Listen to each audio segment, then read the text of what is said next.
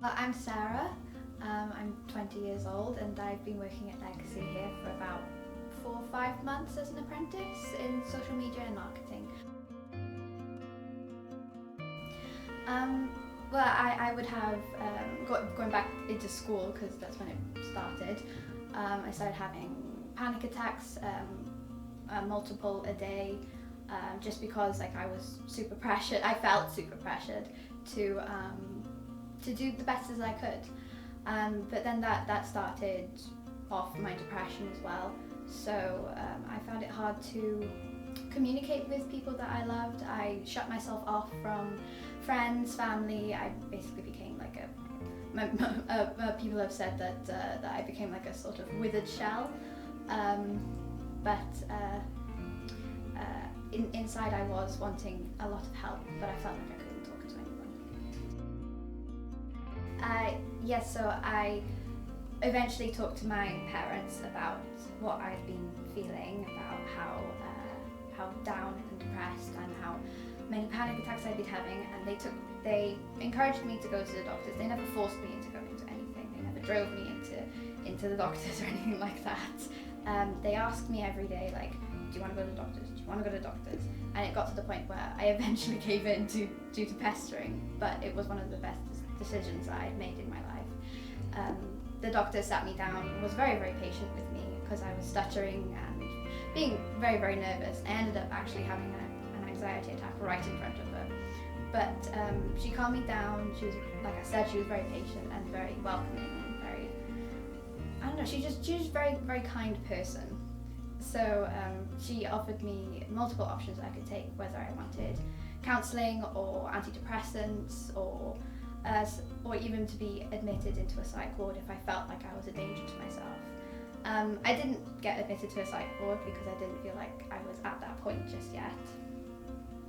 But I did end up taking antidepressants, which I'm still on to this day, and they really, really helped me out. And for about 2 to 3 years, I was seeing a counsellor. With the depression, I have what I call downward spikes in the day, or downward spikes in the week, or month, or whenever I'm having a downward spike. So whenever I do have one of those, I do try to focus on I don't know how to explain it, but I just focus on the good things that have happened throughout the week or throughout the month or throughout the year, the good things or good moments in my life that I like to focus on and kind of relive just by remembering them. So that helps my mood become just a little bit more uplifted. And with the anxiety, I have certain breathing techniques that I use, such as like in for 5, hold for 6, and out for 7. That's what I if I feel like if I'm going into a panic attack, that's what I use. It ended up with my parents divorcing that I took a look at my life and I realised that I couldn't be stuck in this hole that I had dug myself, and I hadn't realised I'd dug it for myself. So I decided to take a bit more independence for myself and go back to counselling, which I had previously left. Get my mind sorted a bit more, and then I ended up going to college, which I had previously not wanted to do, and I got my A-levels, and that was a turning point around for me. A few years later after that, I had realised that, well, I hadn't realised, I had thought that I had realised that it was all a waste of time, college. So I ended up back in that hole, I ended up back in that dark place, but it was a bit more intense, just because I had no GCSEs, no A-levels to my name or anything along those lines, and I felt hopeless of ever getting a job or ever getting any sort of income that would be able to support myself or other people that came into my life. And I was actually ended up in hospital because of how bad my health got. And I was lying in the bed and I just suddenly, I don't even know what happened or how I started thinking this, but I just started thinking, why are you doing this to yourself? What are you doing? You have a whole life in front of you. You've had such a brilliant life. Yes, you've had down bits. Yes, pretty horrible things have happened to you, but take that and grow from it and just prove to people that you are better, that you are amazing.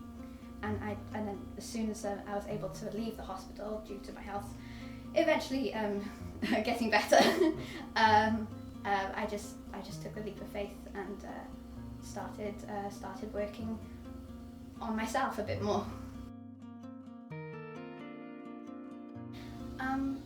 Well, now that I'm working, even though I do put work first at times, I do also make sure that if I'm not feeling well, if I'm feeling maybe a panic attack coming along, or I'm feeling rather depressed that day, I will make sure that I put myself first on those days. Even though people have told me that it's selfish, or I feel like I'm being selfish to other people, or even to myself when I can't get work done, I will make sure that my mind is in the best place for me to be able to work, or to be able to talk to other people in my family or with my friends even. I just actually finished college when Sarah messaged me and said that she was offering places for internships.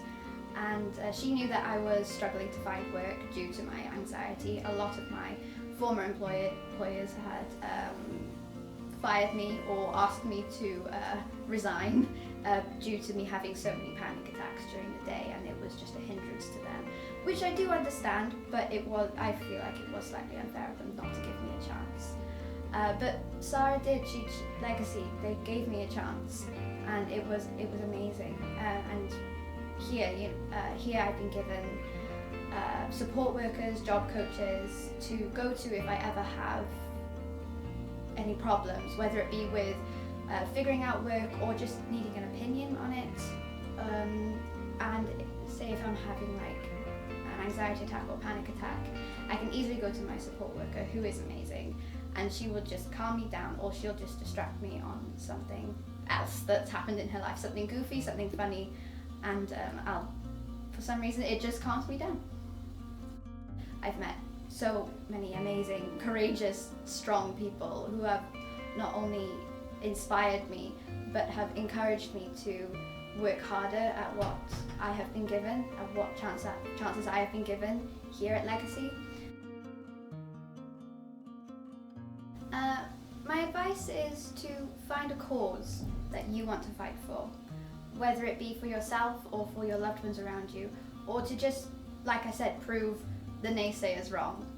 That was what my cause was. It was just to prove anybody in my life who had said, you can't do this, you're that, because of this, you can't do that. That was my cause, to prove them all wrong. Even if they might not know it, I feel like in my head that I have proved them wrong.